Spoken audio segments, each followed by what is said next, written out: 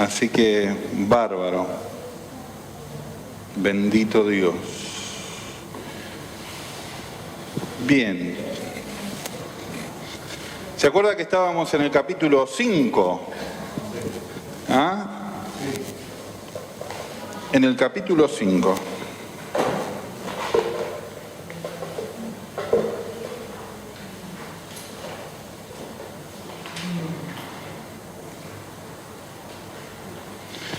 Y para hacer un repaso, podemos hacer un repaso, salimos de esta imagen, vamos a la imagen de la clase anterior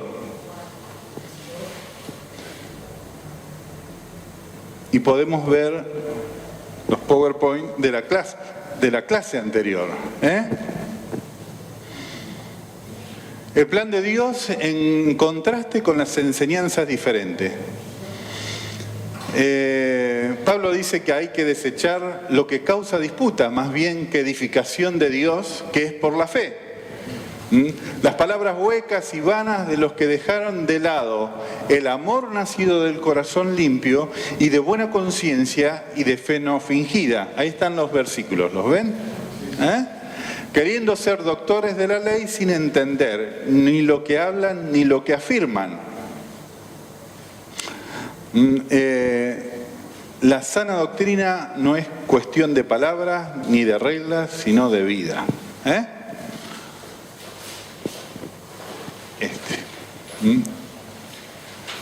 El propósito del mandato, lo que la Iglesia no tenía que perder o debía recuperar. La expresión de la vida de Jesús, como decíamos, nosotros estamos... Fuimos creados y recibimos a Cristo y fuimos dejados aquí para ser la expresión de Jesús. Ese es nuestro fin. Eso significa ser luz y ser sal. Porque a veces nosotros nos hablan de ser luz. Y está muy bonita la metáfora, ¿no? Pero ¿qué es ser luz? ¿Cierto? Ser luz es el que te ve a vos, lo ve a Cristo. Y ser luz es el que hable con vos, esté hablando con Cristo, ¿no es cierto? Y Cristo pueda expresarse a través tuyo, ¿no es cierto? Su amor, su abrazo, su comprensión, su sostén, todo lo que Cristo es capaz para esa persona y todo lo que Cristo es, tiene que ser reflejado por nosotros. O sea, somos el guante de Dios.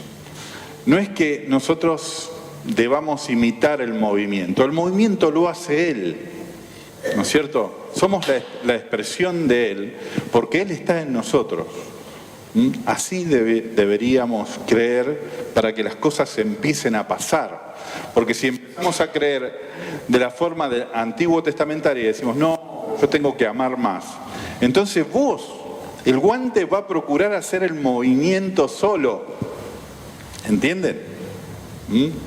Pero en realidad cuando yo soy la expresión de Dios, cuando soy el cuerpo de Cristo, porque esa metáfora de cuerpo tiene que ver con eso. O sea, como el idioma hebreo está cargado de simbolismos y está cargado de imágenes, y Cristo usó muchas imágenes para poder ilustrar lo que quería decir. Claro, la plenitud de una persona es su cuerpo, con él hace lo que quiere hacer y con él se expresa, ¿cierto? Ahora se estudia el lenguaje corporal, porque tu cuerpo habla, tus movimientos, tus ademanes, en tu rostro se ve reflejado lo que estás sintiendo cuando estás interactuando con otra persona. Y si la otra persona sabe leer lo que está diciendo tu cuerpo, no es necesario que te escuche. Hay cursos que se hacen para leer lo que dice el cuerpo, ¿no es cierto? Y somos la expresión, el cuerpo de Cristo. Somos su templo el templo que lo abriga, el templo donde Él se mueve y se expresa. O sea, así es, así debería ser, así deberíamos creer y así deberíamos buscar en oración que esto pase, ¿no es cierto?, creyéndolo, y eso empieza a pasar. Empieza a pasar. ¿No es cierto? La expresión de la santidad de la vida de Jesús, ¿no es cierto? Hablamos de la vida, O sea,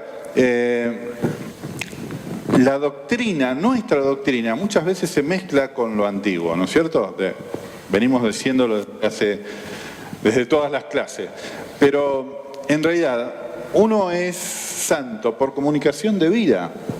Cuando sos conectado a la vida de Jesús, el carácter de Jesús empieza a penetrar tu ser y empieza a reemplazarte. Sos reemplazado, tu viejo carácter, tus viejos enojos, tu vieja forma de herir y de ofender, empiezan a ser reemplazados por el amor, por la comprensión, por la paz. ¿No es cierto? Tu lenguaje empieza a ser reemplazado. No es que uno se reprime para no decir ciertas cosas. Uno no las dice porque no están en uno, desaparecen de uno, dejan de pasar. Y tu lenguaje, te golpeas y no te sale eso que te salía cuando te golpeabas. Y lo mismo, no te sale herir, no te sale ofender, no te sale porque está siendo reemplazado. La vida de Jesús está dando otro fruto diferente al fruto que dabas cuando estabas conectado a Adán. Yo no me quiero, porque por ahí me voy, ¿no?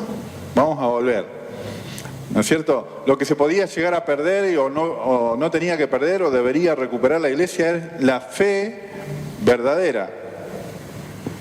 La fe como aquella que se apoya en el elemento de Dios que es el Evangelio, o la fe que es el Evangelio mismo, o sea, nuestra fe, lo que creemos, nuestra fe, ¿no es cierto? Por eso a veces se usa la fe reemplazando la palabra Evangelio, ¿no es cierto? Así que seguimos. Yo enseguida... Primera de Timoteo 1:5 dice: el amor nacido de corazón limpio, de buena conciencia y de fe no fingida.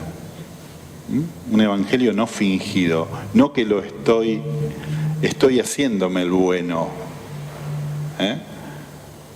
Y después muestro otra cara cuando no me ven, ¿no? Bueno.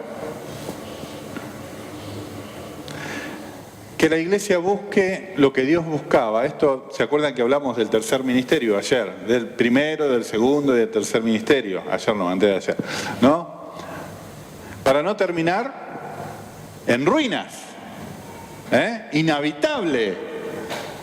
Los hombres buscando en oración satisfacer el deseo de Dios y haciéndolo con santidad en una vida de amor, ¿no? Y las mujeres expresándolo con pudor y modestia, guardando su posición y ministerio en la raza humana.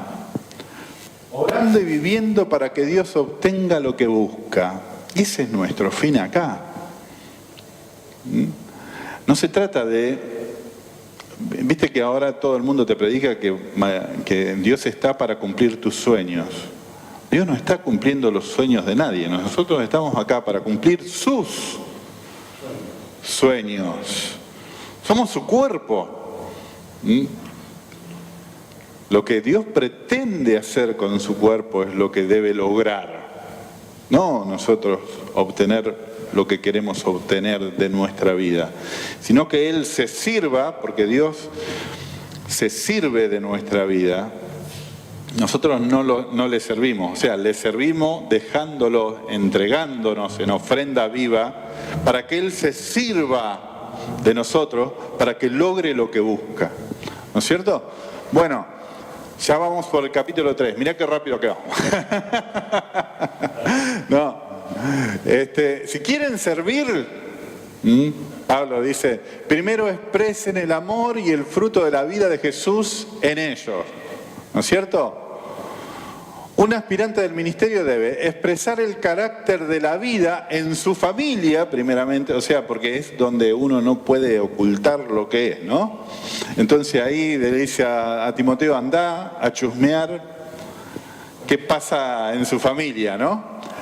Que sea apto para enseñar, ser, está puesto a propósito ahí, un excelente testimonio a los demás y no ser un principiante en su fe, porque claro, por ahí ponemos una persona nueva, un neófito, y esa persona, como yo les hablaba, por ahí empieza a pensar que caerán a su lado 1000 y 10.000 a su diestra y a él no le va a llegar y todo lo demás, y tiene un pensamiento antiguo testamentario, o no ha sufrido lo suficiente, no ha entendido lo suficiente y cae en doctrinas erróneas, ¿no es cierto?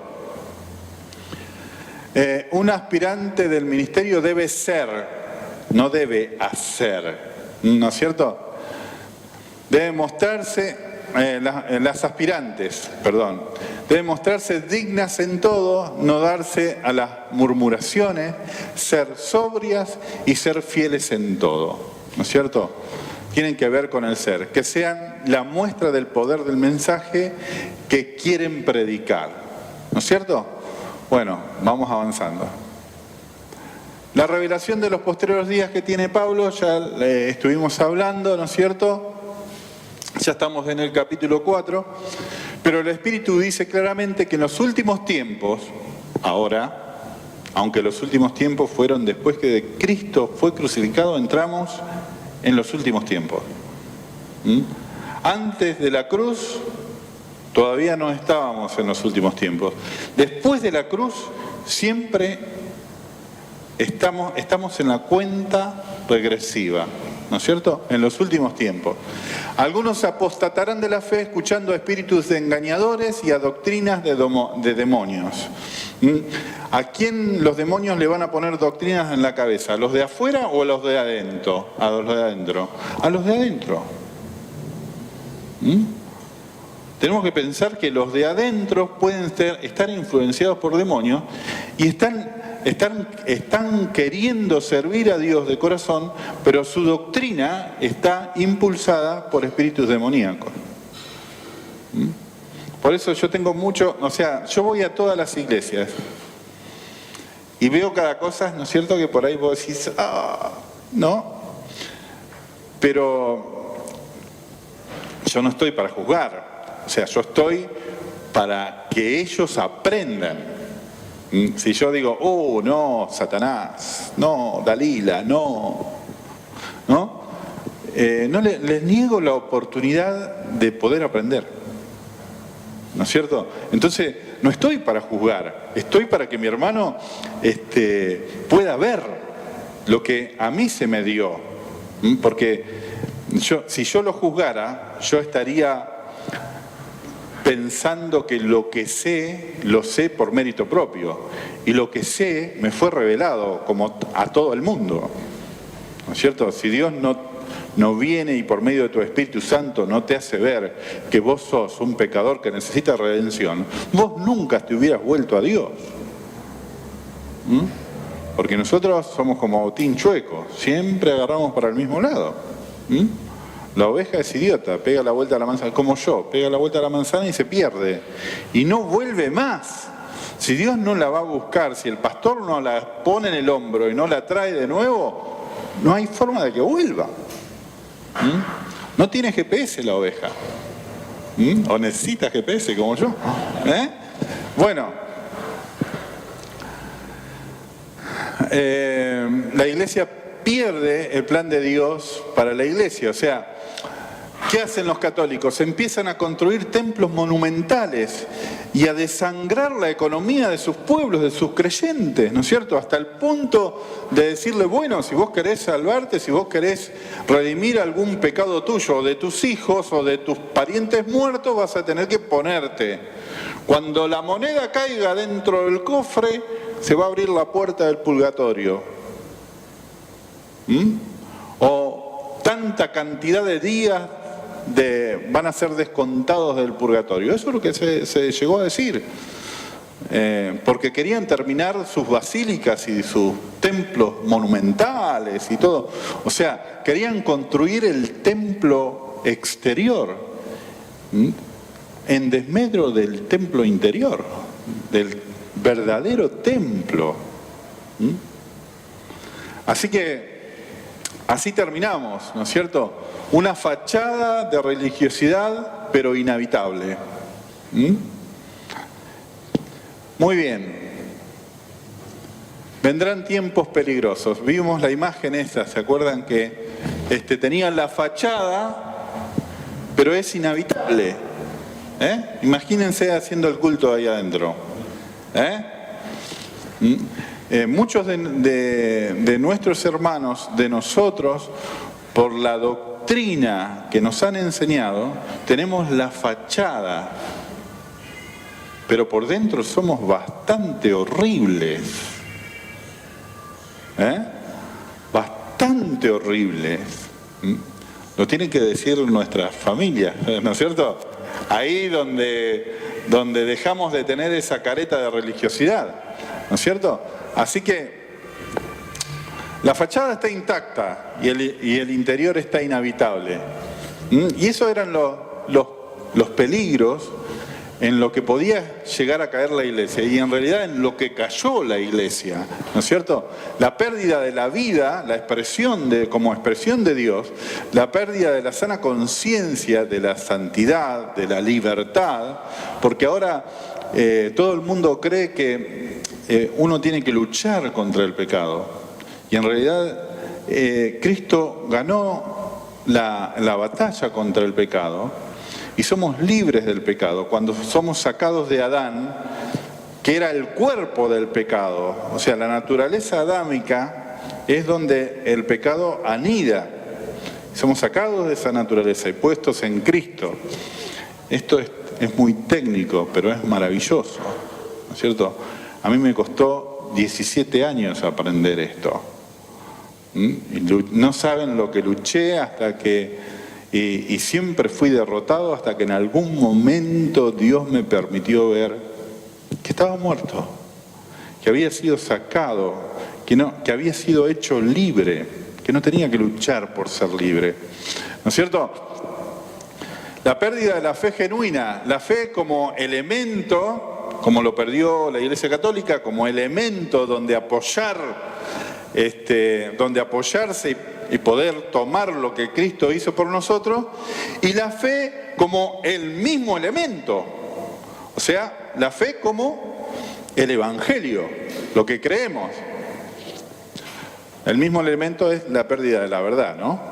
Uno pierde la verdad y deja de ser libre, ¿no? La pérdida de la sana doctrina como la que transforma, ¿no es cierto? La pérdida de la piedad, la expresión de la vida. O sea, una vez que se pierde eso, se pierde la expresión de la vida. Estamos en un club, no somos diferentes a los demás. No saludamos a los que nos conocemos, si vemos que viene un hermanito por ahí, pegamos la vuelta, miramos por otro lado, saludamos a los que queremos saludar, a los que más o menos tenemos cierta relación y después a los demás los dejamos de lado. ¿Y qué recompensa tenemos? ¿No hacen también eso los publicanos? Dice Jesús, ¿no es cierto? Si saludáis a los que os aman, ¿qué recompensa tendréis?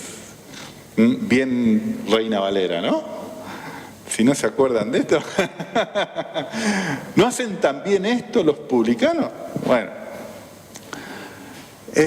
Primera de Timoteo 4:6 al 16.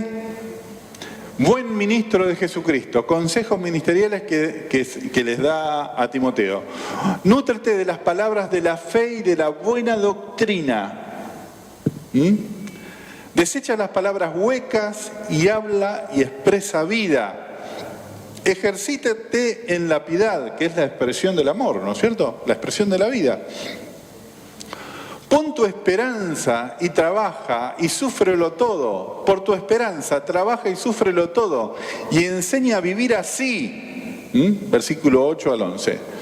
Sé ejemplo en palabra, conducta, amor, espíritu, fe y pureza. Versículo 12. Predica, corrige y enseña. Versículo 13. Cuida tu ministerio. que es un don de Dios, versículo 14. Mantente ocupado en estas cosas sin desanimarte, versículo 15. Ten cuidado de ti mismo y de la doctrina, persiste en ello, pues haciendo esto te salvarás a ti mismo y a los que te oyeren. Vive y expresa a Jesús como hijo y a Cristo como su siervo. Muy bien. Ahí ya estamos en el 5, acá llegamos. Gracias, Jesús. El trato y el orden de la vida en comunidad. En cuanto a los santos de diferentes edades, ¿no es cierto? Trátalos y ámalos como a familia directa. Es lo que terminamos diciendo la última clase, ¿no es cierto? Las viudas que se deben honrar, ¿no es cierto? Aquellas que tienen más de 60 años, que han tenido un solo marido, que cumplen con sus tareas dentro de la iglesia, que expresan vida, que han cuidado a los demás, que han lavado los pies de los santos y todo eso, ¿no es cierto?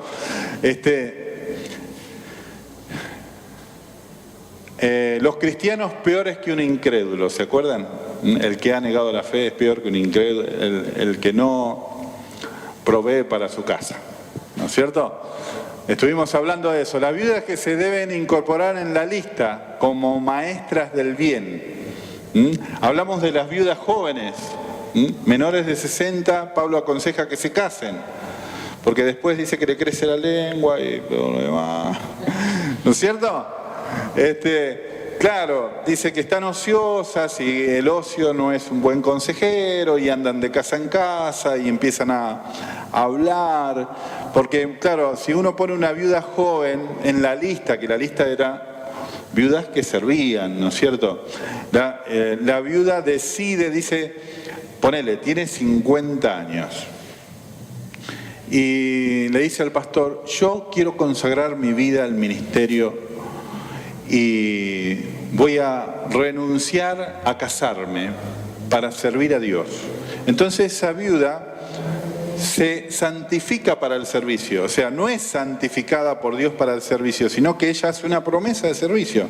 Cuando, impulsada por sus deseos, incumple esa promesa, cae en condenación, claro, o sea, está faltando a lo que le prometió a Dios. Entonces, para evitar eso, Pablo dice, no aceptes viudas menos de 60 años, que tengan un buen testimonio, que hayan expresado a Cristo durante su vida, ¿no es cierto? Que tengan la vida de Dios, esas ponelas en el ministerio. Así que, en cuanto a los ancianos, dignos de doble honor, aquellos que no solo predican, sino que enseñan. Esos, dice, los que presiden con excelencia, ¿no es cierto? La palabra griega es excelencia. Tienen que predicar con excelencia y enseñar con excelencia. Excelencia. Así dice, nosotros le decimos que sea bueno, dice la traducción, pero el griego dice excelencia. Los que trabajan afanosamente en enseñar la doctrina, no aceptar contra ellos acusación alguna sin testigo. Ustedes saben que algunos, como dice Pablo más adelante, dice que los malos ven todo teñido de maldad. Mirá dónde anda ¿no? Entonces dice, no aceptes para evitar todas esas cosas, ¿no es cierto? Y no traerle amargura al que está poniendo su vida para edificar a otro. Dice, no aceptes acusaciones si no es con 2 o 3 testigos. Aquellos que persisten en pecar, descúbrelos delante de todos. Miren acá, como a Pedro. ¿Se acuerdan? En el libro de los Hechos, cuando Pedro se sienta, primero estaba comiendo con los gentiles y llegaron unos judíos. Entonces Pedro se va a sentar solo para sentarse con los judíos, ¿no es cierto? Entonces Pablo lo agarró y dice, ¿y vos que primero actuás como gentil y después te vas allá y no te querés mezclar con ellos? Y se lo dijo en la cara. Bueno, aquellos que persisten en pecar, él venía hablando de los ancianos, de los que presiden, de los que enseñan, todo bien. Y después dice, no aceptes acusación si no hay testigos, por lo menos 2. Pero si hay acusación, repréndelos delante de todos. Acá no hay favoritismo para nadie, no es que, ay no, es el pastor, vamos a hablar en privado. No, Pablo dice, repréndelo delante de todos, como hijo de vecino. Acá no hay coronita. Pero en realidad debiera ser así, pero ustedes saben que no pasa, que por ahí hay favoritismo. Nosotros mismos hacemos el favoritismo.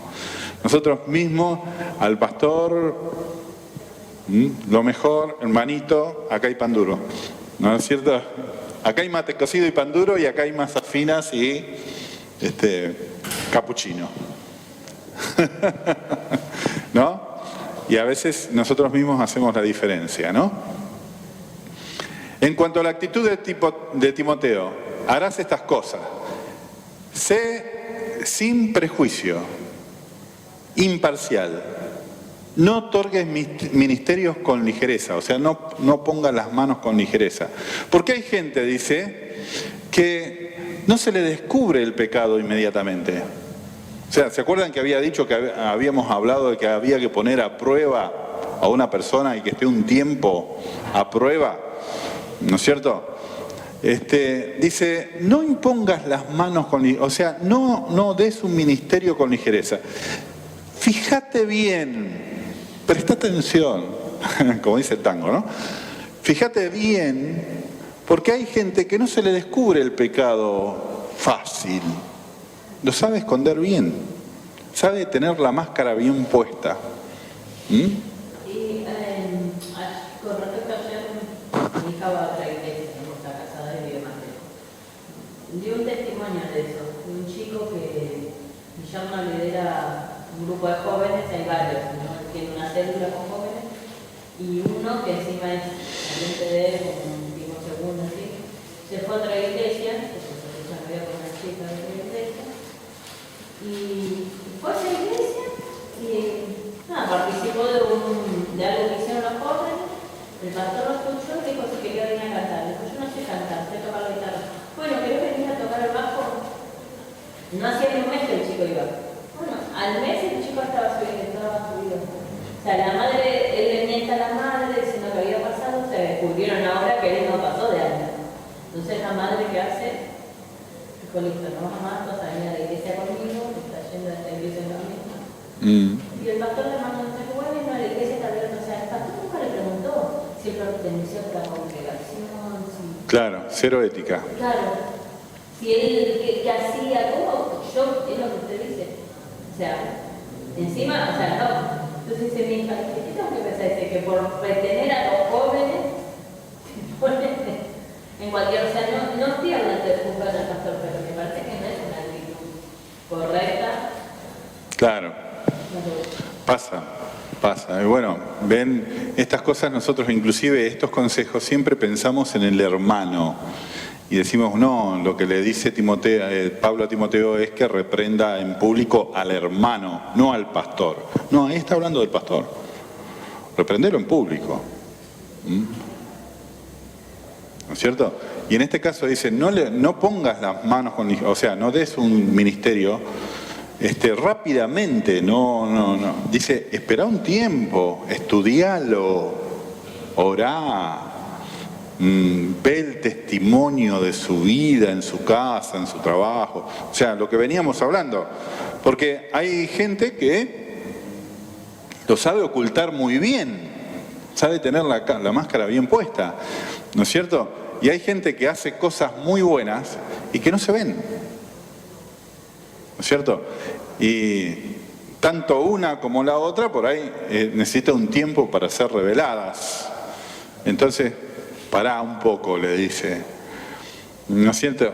Porque hay algunos que saben ocultar bien su pecado y otros no. También las buenas obras de algunos se ven a simple vista y otras no. Pero las malas obras siempre muestran sus consecuencias. Así que esperá. ¿No es cierto? No encubras pecados ajenos. Esto tiene que ver con poner las manos o cubrir, justo, no, el hermano no sea cosa que, ¿no? Consérvate puro, y también le dice, cuida tu salud cuando dice toma un poco de vino, ¿no es cierto? ¿No es cierto? Tenía un problema ahí con el agua que era mala, ¿no es cierto? Vino bueno, agua mala. Sí.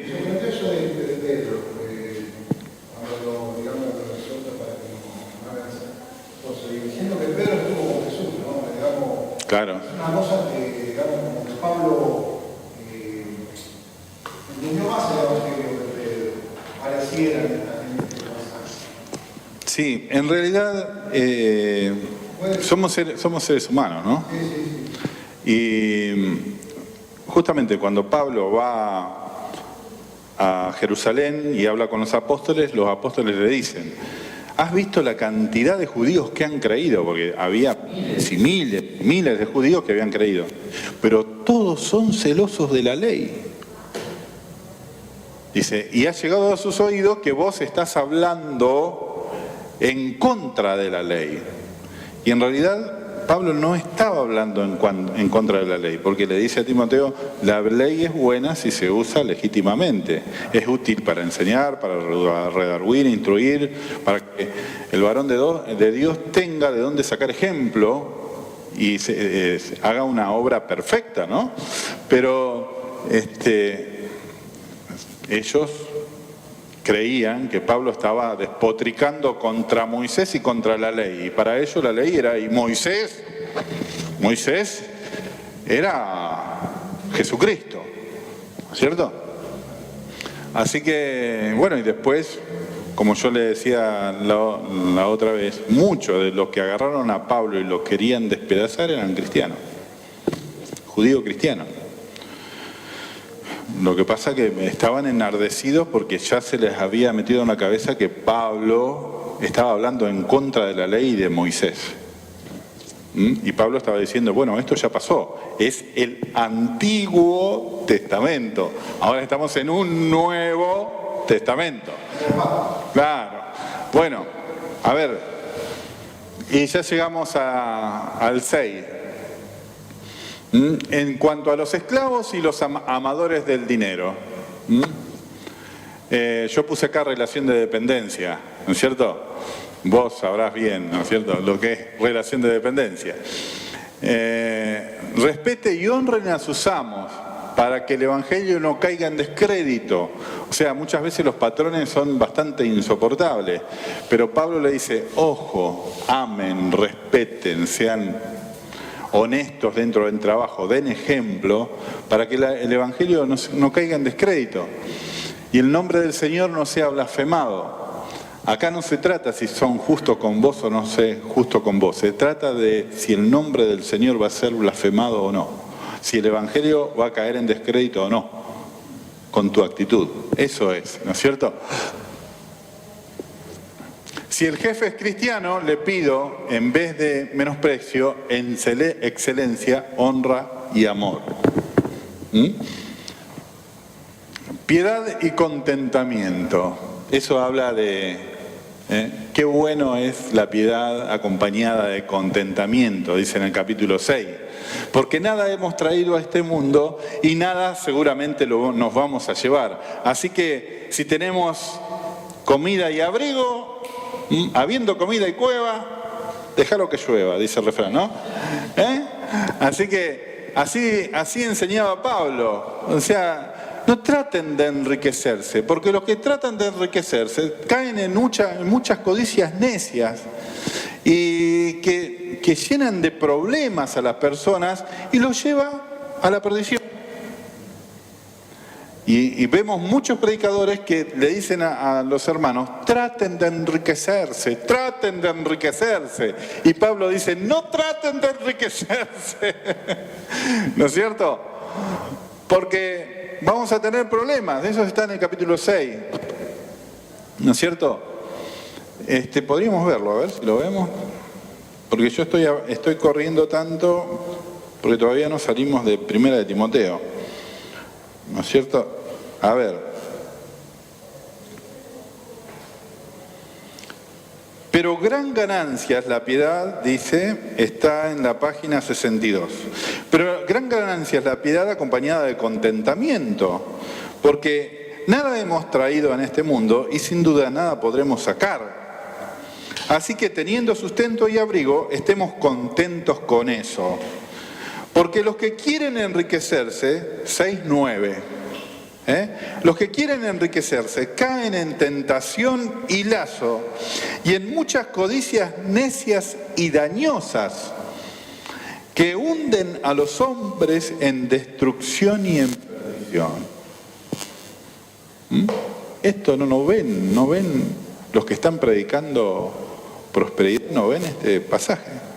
Ven todo Antiguo Testamento, ¿no? Porque raíz de todos los males es el amor al dinero, el cual codiciando algunos se extraviaron de la fe y fueron traspasados de muchos males. Lo peor es extraviarse de la fe porque ya no podés volver, o sea, te perdiste, te fuiste. Si Dios no te trae, chao. Te pones a predicar prosperidad, prosperidad. Tenés el auto, querés la limusina. Tenés la limusina, querés el helicóptero. Tenés el helicóptero, querés el avión. Tenés la casa, querés el chalet. Tenés el chalet, querés la mansión. Tenés la mansión, querés el palacio. Muchas codicias necias. No lo necesitas. No te hace falta. Vos pensás que lo necesitas. Y vas gastando el tiempo que debió ser de Dios invirtiéndolo en algo que no te sirve para nada. ¿No es cierto? Y le dice a Timoteo, mas tú, hombre de Dios, huye de estas cosas. Mirá, huye de la prosperidad. Huye de la prosperidad. Y sigue la justicia, la piedad, la fe, el amor, la paciencia y la mansedumbre. Así que, y ahora podemos empezar con el otro, yo creo que, amor a Dios y amor al prójimo. Bueno, estos son una serie de versículos que recalcan lo que está diciendo la carta. Está hablando de amar a Dios y de amar al prójimo, de tener una relación correcta con Dios y tener una relación correcta con el prójimo. Está hablando de tener una vida de piedad, o sea, expresar amor. Piedad era la relación correcta con Dios y con el prójimo. Piedad era bien reverenciar, así lo dice el texto griego. ¿No es cierto? Nosotros tenemos una palabra, ellos no tenían una palabra y decían bien reverenciar. Y nosotros teníamos la palabra piedad, ¿no es cierto? Pero por ahí caemos en ¿cómo interpreto yo piedad? Porque por ahí interpreto piedad como un hombre que está siempre en la iglesia, que es devoto del Señor y lleva sus ofrendas y hace donaciones. Y nos parece que eso es piedad, ¿no es cierto? Y piedad es expresar el amor. Bueno, fíjense en cuántos versículos, puse algunos, no me entraban todos, ¿no es cierto? Pero miren lo que dice Juan. Amados, amémonos unos a otros, porque el amor es de Dios. Todo aquel que ama es nacido de Dios y conoce a Dios. ¿No es cierto? Nosotros tenemos este mandamiento de Él. El que ama a Dios, ame también a su hermano. Ese es el mandamiento, el nuevo mandamiento. ¿No es cierto? El que no ama a su hermano permanece en muerte. Mirá. El tema es cómo interpretó yo amor también. Porque dice, bueno, en vez de la Biblia dice eso, ahora ¿cómo lo interpreto? Me acerco, lo abrazo, le pregunto cómo está, trato de ayudarlo, trato de tener una relación con él, o vengo y soy un oidor de la palabra, pero no soy un hacedor de la palabra. ¿Cierto? Entonces, al no ser un hacedor de la palabra, la interpreto, sí, yo entiendo que bueno, se debe amar y todo lo demás, pero no, es como que no actúo, no le digo, Señor, quiero ser lo que vos querés que sea. Hacelo a través mío. Moveme a eso. Llévame a amar. Llévame a edificar. Llévame a abrazar. Llévame a sostener. Llévame a llevar una palabra de aliento, llévame a amar, llévame a tener un diálogo, una relación con todos, no importa quién sea, no importa si es bueno o si es malo, ¿no es cierto? Eso vendría a ser el amor de Dios, que no importaba quién era el otro, ni qué hacía el otro, Dios lo amó, vamos. Se ve mucho también en la iglesia hoy, que por ejemplo cuando un hermano cae, no, digamos una cosa, algo por ahí pasó algo que eso. Es como que ahí es donde lo desligan, es como que toda la iglesia tiene que estar así. Cayó, a abrazarlo, a contenerlo, a edificarlo, a sostenerlo, a decirle no importa, vamos adelante, vamos, te ayudamos. Esa es la actitud. La actitud es como hablábamos de soportar. Soportar al hermano. Cayó, soportar. No sino soportar. Eso es lo que quiere decir en el griego. Lo que pasa es que nosotros dice soportar, soportar. Claro, sí, porque ahí hay cada uno dentro de ¿no es cierto? Por ahí. creo que muchas veces el pensamiento que es vino el hermano de vuelta, qué flojo, qué viene, no viene. No le preguntan qué le pasó o cómo, digamos, claro. cuál es el problema. En los tiempos que estamos viviendo, como que hay mucha indiferencia, ¿no? Y la indiferencia corre al hermano. O sea, uno es un ser de relaciones. O sea, si yo te trato como mi mejor amigo, vos te va a dar ganas de venir. Tampoco es un método, porque nosotros decimos, bueno, el profesor entonces está falseando, él trata como mejor amigo para que yo venga. No, es lo que el amor te impulsa a hacer. ¿No es cierto? Así es. Fíjense en lo que dice acá. En esto se manifiestan los hijos de Dios y los hijos del diablo. ¿Dónde? Dentro de la iglesia. Todo aquel que no hace justicia y que no ama a su hermano, no es de Dios.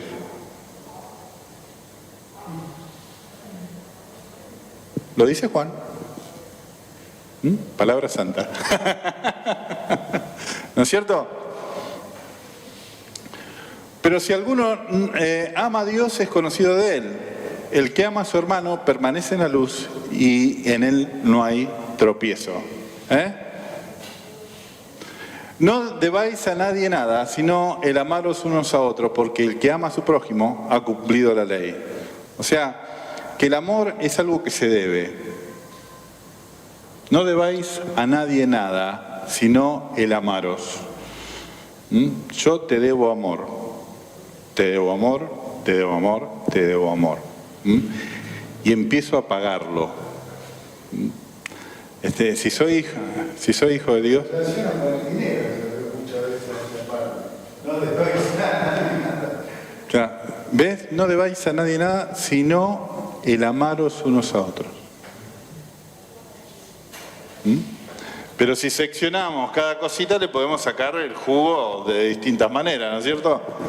Pero, o sea, hay que entender lo que está queriendo decir. Claro. El que no me ama no guarda mis palabras, y las palabras que habéis oído no son mías, sino del Padre que me envió. no paguéis a nadie mal por mal, procurad lo bueno delante de todos los hombres. Bueno, algunos versículos. ¡Ay, Señor! Bueno, vamos a pasarlo de largo porque si no, no llegamos. Gracias, Jesús. Bueno, vamos a ver la clase 4. ¿Qué nos quedan? 2 clases, ¿no? 2 clases más. Bueno, en esta clase entramos a 2 de Timoteo. Y esta carta va a girar en otra revelación de Dios. Dios le revela a Pablo que va a morir.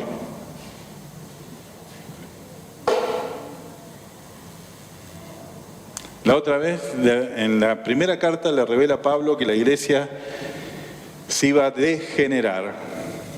Y en esta carta le dice: porque yo ya estoy para ser sacrificado y el tiempo de mi partida está cercano. Pero he peleado la buena batalla, he acabado la carrera, he guardado la fe y por lo demás me es guardada la corona de justicia, la cual me dará el Señor, juez justo, en aquel día. No solo a mí, sino también a todos los que aman su venida.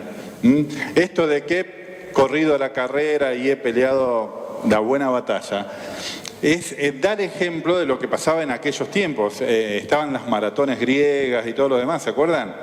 ¿No es cierto?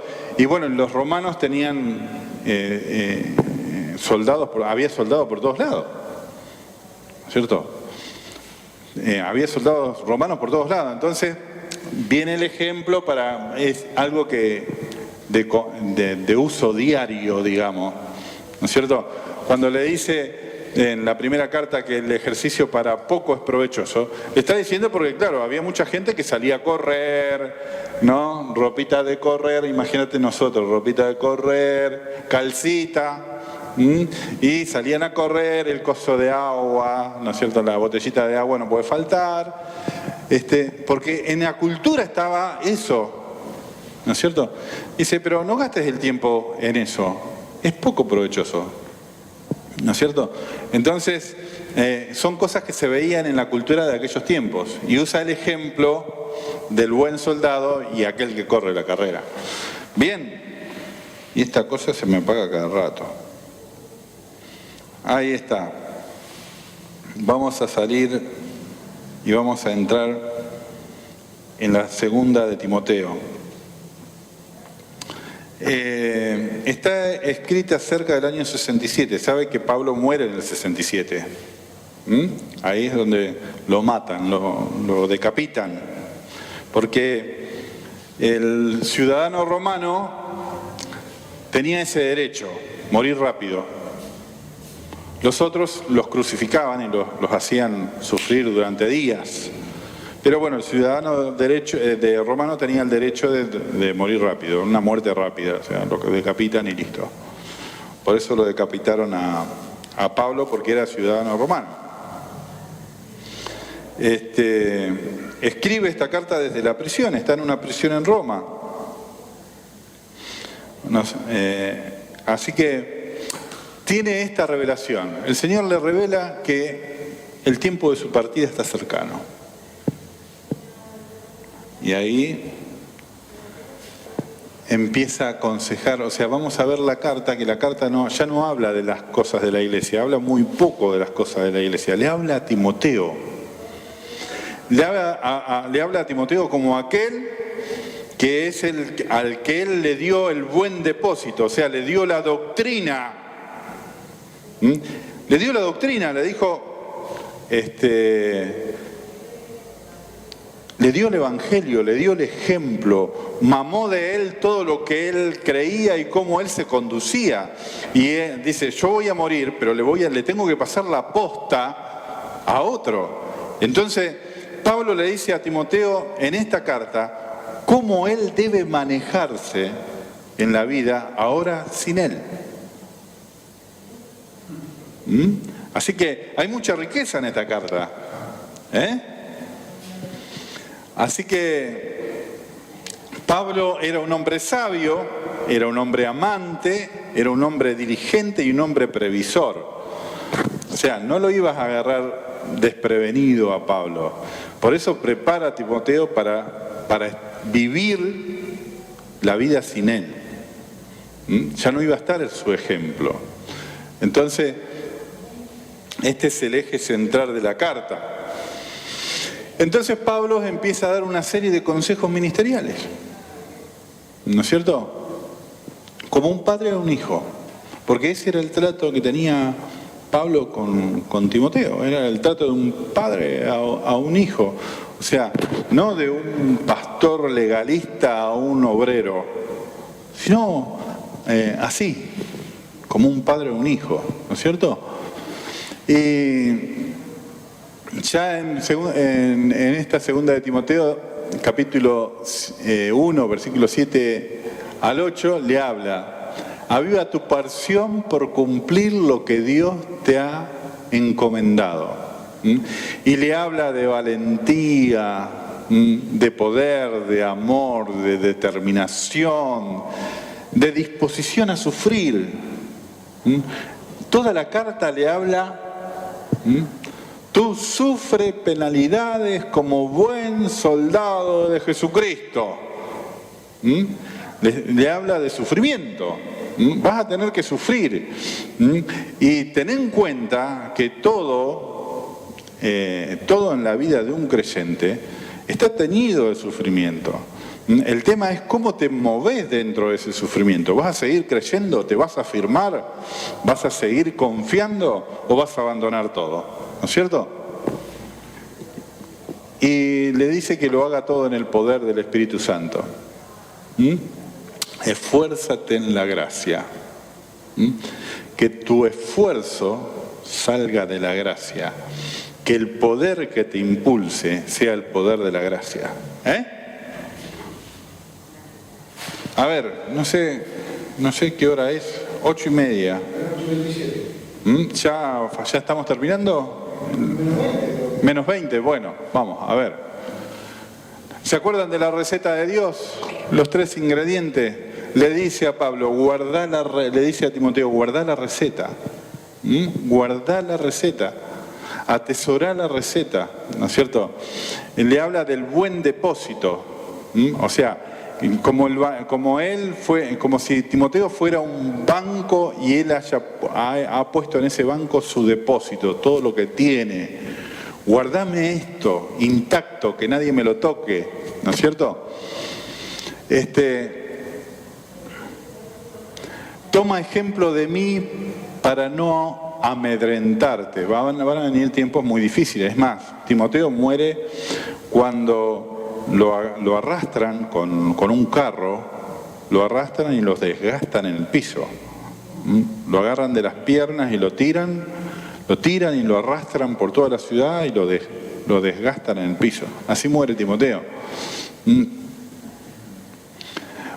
Por ser ministro de Dios tendrás que padecer, acuérdate, yo he padecido y padezco, pero siempre con la cabeza en alto.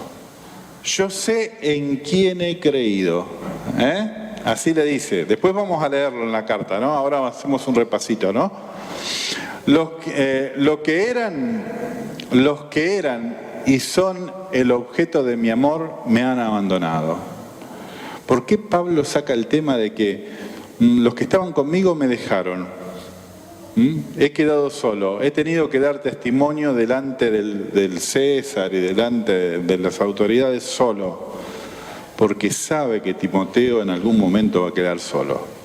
Porque sabe que en la vida cristiana muchas veces nosotros pensamos que en nuestras pruebas va a estar fulanito de tal, va a estar el pastor, y a veces no está nadie. No está nadie porque Dios pretende que esa prueba la pases solo.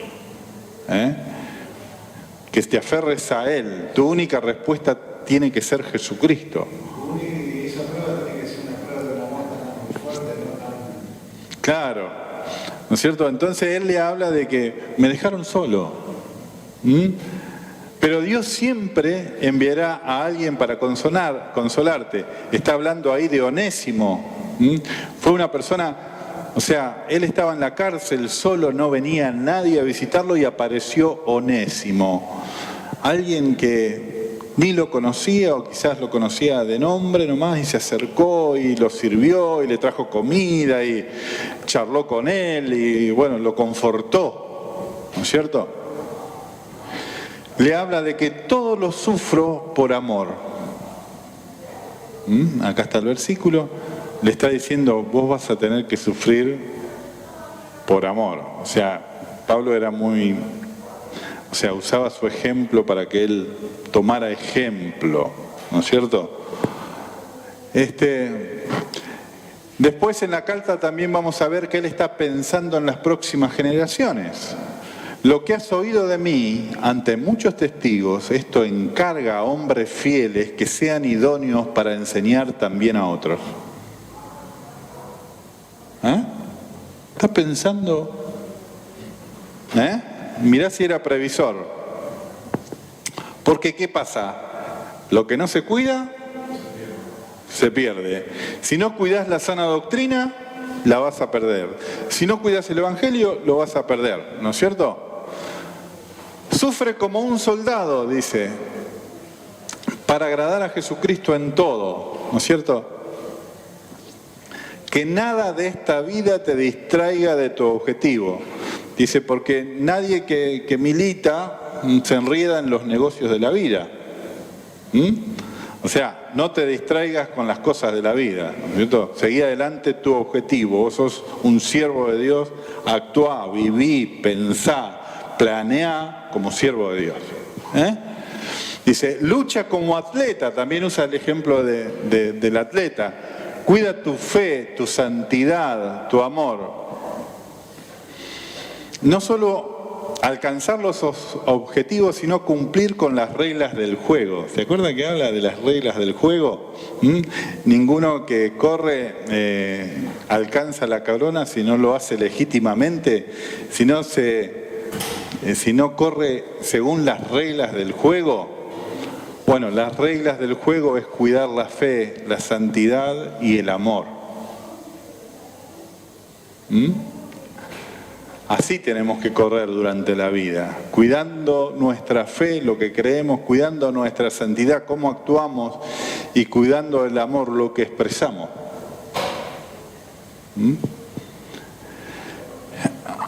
No esperes ver recompensa aquí, le dice. Prepárate para los padecimientos. Ten presente los padecimientos de Cristo y encuentra en Él el ejemplo a seguir. Eso lo dice también dentro de la carta. Procura con diligencia presentar el evangelio correcto, como un obrero aprobado que no tiene nada de qué avergonzarse, que traza bien la palabra de verdad, ¿no es cierto? Así dice, ¿no? Las palabras huecas y las herejías matarán la vida de la iglesia, haciendo que el amor que ésta produce se muera, y sin vida y sin amor la piedad que nos caracteriza se irá transformando en impiedad. Y nos vamos a morder los unos a otros, y nos vamos a pelear unos con otros, y nos vamos a maltratar y desconfiar los unos de los otros, porque vamos a perder la vida, ¿no? Apocalipsis 19:8 dice, y a ella se le ha concedido que se vista de lino fino, limpio y resplandeciente, porque el lino fino es las acciones justas de los santos. Nosotros somos llamados a desvestirnos de lo viejo y revestirnos de lo nuevo. Y vivir revestidos de lo nuevo, ¿no? Conoce el Señor a los que son suyos y apártese de impiedad todo aquel que invoque el nombre de Cristo. O sea, corre la carrera apartándote de la impiedad. Y la piedad era el amor expresado. Apártate del vivir sin amor. Así dice, ¿no? Y le da el ejemplo de la casa grande, dice, más en una casa grande no solamente hay vasos de oro y de plata, sino también de madera y de barro. Y asimismo, unos para honra y otros para deshonra. Y acá ya no veo, ¿no es cierto? Así que el que se limpiare de estas cosas, ¿Será qué? Será un vaso de honra, certificado y útil para los servicios del Señor. ¿No es cierto? Y aparejado para toda buena obra. Eso dice en 2 de Timoteo, ¿no? Procura limpiarte de estas cosas, de la impiedad, de la falta de fe, de correr sin respetar las reglas, de no amar, ¿no? Más consejos para un obrero aprobado. Toda la carta son consejos. Me voy a ir, pero a este le voy a taladrar la cabeza antes. Huye de las pasiones juveniles, conduciéndote con justicia, fe, amor y paz. Desecha las cuestiones necias e insensatas. El siervo no debe ser contencioso, sino amable para con todos, aptos para enseñar, sufrido, manso para corregir, siempre pensando en el más débil, procurando la libertad de los cautivos. 2 de Timoteo 2, 22 al 26. Recuerda que amar es procurar el bien de los demás. Los tiempos peligrosos. El Señor dice, y por haberse multiplicado la maldad, el amor de muchos se enfriará. ¿Qué se va a enfriar? El amor, la piedad, la expresión de Dios. Ya dejaremos de amar. Ya no nos vamos a tratar con amor. Y eso no tenemos que dejar que pase. ¿Vieron cómo todo lo nuevo está girando alrededor del amor? Y nosotros pensamos que servir a Dios es tocar la guitarra, levantar las manos y cantar en el culto. Y Dios, nada que ver con eso, ¿no? Dice que tendrán apariencia de piedad. 2 de Timoteo 3:5, pero negarán la eficacia de ella con sus actos, ¿no? A estos, ¿es falso? ¿Tiene careta? Evítalo. Tiempo de cristianos esclavos de su vieja naturaleza, de su vieja vida y de sus pecados. Esclavos de su carácter viejo y sus pasiones viejas. Carácter y pasión, son dos cosas diferentes. Carácter tiene que ver con el trato a los demás, pasión con mis egoísmos, con lo que quiero de los demás. Me satisfago con otro, ¿no? Bueno, pero tú conoces mi ejemplo, le dice, ¿no? Vos me viste cómo yo me moví, cómo me pegaron, cómo me apedrearon, cómo tuve naufragio, cómo yo viví aún en la pobreza para servir al Señor. ¿No es cierto? Albert Einstein decía, dar ejemplo no es la principal forma de influir en los demás. Es la única. Pero persiste tú en lo que has aprendido y te persuadiste sabiendo de quién has aprendido. Aprendiste de mí. Yo no te estoy hablando cháchara. Yo te mostré con mis hechos lo que dicen mis palabras. Eso es lo que le dice Pablo. ¿No? ¿Ya llegamos? ¿Estamos? 5 minutitos. Bueno. Una preguntita. Sí. Yo me imagino, no a otra charla que me estás haciendo, pero me estoy imaginando qué difícil habrá sido para una persona entender, ¿no? En ese tiempo, de cuántas cosas sufría Pablo y el amor que expresaba. Porque no es fácil que una persona que está siendo hostigada en cárcel, solamente lo podría llegar a entender. Y que lo está viviendo. Afirmar, digamos, aceptando que él creía en algo superior. ¿Cierto? Porque nadie podría resistir estar preso, sufrir tantas cosas. Ser abandonado. Me imagino ese momento, ¿no? Porque las cárceles no eran. No. Eso no regla las cárceles ahora, pero esas eran más feas todavía. Claro, no tenían baño, tenían que hacer tus necesidades ahí y se amontonaban y se amontonaban. Me imagino el tiempo, ¿no? De decir lo que es el Espíritu Santo. incluso de darle la fuerza también de poder llevar a cabo esa carta en un momento otro capaz que estaremos donde estoy, señor. Claro. Yo voy a escribir una carta Claro. a cada otro. Timotea, procurá de sacarme, busca un buen abogado, ¿no? Tráeme comida como la gente. No. Claro. ¿Sabés lo que tengo ganas de comer? No está hablando de él, está aconsejando, ¿no es cierto?, todo lo que está viviendo. ¿Te imaginas que está escribiendo desde la cárcel? ¿No es cierto? Claro, y además el Señor le dijo, de esta no zafás. ¿No es cierto? Y en vez de estar procurando pasar bien los últimos días, está procurando preparar a su ministro. Lo que me sorprende también es que él dice, yo sé en quién he creído. Y eso los cristianos muchas veces lo dejamos de lado. No la afirmamos esa palabra, yo sé en quién he creído. Si vos sabés en quién creíste, realmente tenés que ser como Claro. Dios es libre y todo un montón de cosas que van de la mano, ¿no? Como eso, bueno, yo creo en Jesús que es Claro. mi Salvador. Aparte, Pablo no hacía las cosas por él. Nosotros por ahí vemos y pensamos que todo esto él lo está haciendo porque es un hombre de Dios. Tenemos esa imagen. Pero él lo está haciendo porque Jesucristo que está en él lo impulsa. Él es su gracia.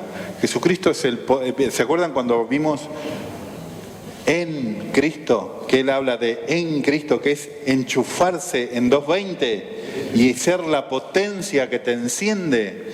Jesucristo era la potencia que lo hacía soportar todo. Todo lo puedo en Cristo que me fortalece. Tengo que pasar hambre, lo paso, porque está hablando del hambre justamente. Tengo que pasar necesidad, la paso. Tengo que pasar azote, lo paso, porque estoy conectado a Él. Él es mi fuente, Él es mi poder, Él es mi gracia. No lo hago yo, sino la gracia que está en mí. Eso es lo que está queriendo decir, ¿no? ¿Ya está? ¿Ya puedo cortar? Sí, necesito agua. Dice que no se separará del amor de Cristo. Claro. Bueno, mirá qué tema. Ahora nos vamos a ir con una canción. ¿Qué te parece? A ver si la puedo encontrar rápido, porque si no la hermana me va a pegar.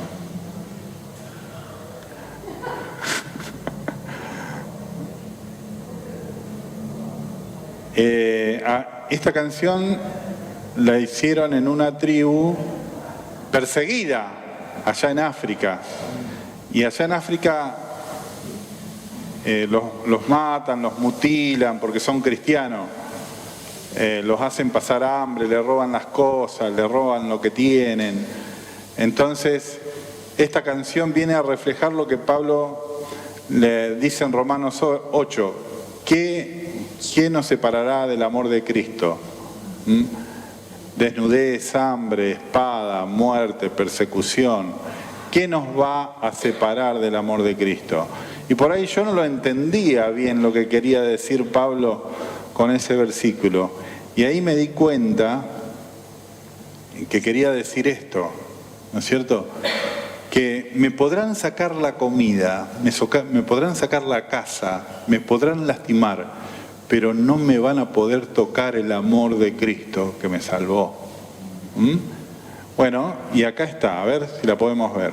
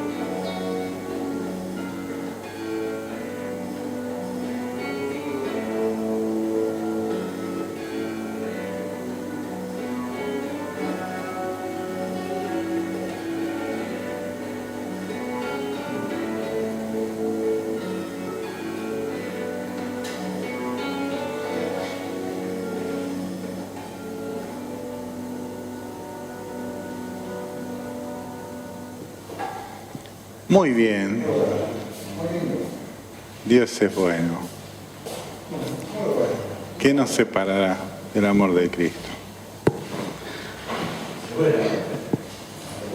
Sí, sí, sí, sí, sí, sí. Gracias.